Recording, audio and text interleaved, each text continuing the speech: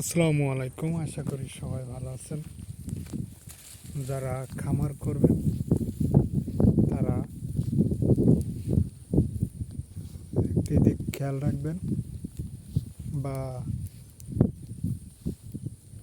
যদি খামার শুরু করেন তাহলে ছাগলের খামার যদি শুরু করেন তাহলে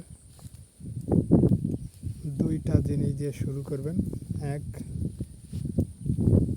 হয় ধাড়ি ছাগল নয় পাটি ছাগল, আর বা খাসি ছাগল, দুইটা রাখবেন।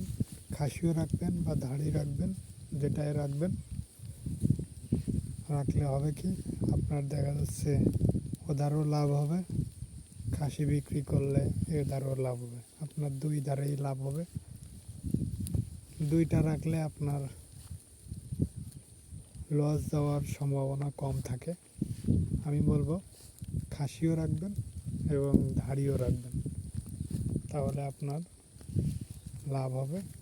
দুই ধারতে আসবে, খাসি থেকেও আসবে এবং ধাড়ি থেকেও আসবে, বাচ্চা আসবে।